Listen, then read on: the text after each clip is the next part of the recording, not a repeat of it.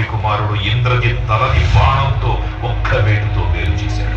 ఇంద్రజిత్ మరణ వార్త విన్న రావణుడు ఆవేశంతో ఊగిపోయాడు. ప్రతీకారం కోసం పాతాళ లోకాధిపతి తన సోదరుడు అయినటువంటి మహిరావణుడి సహకారం కోరాడు.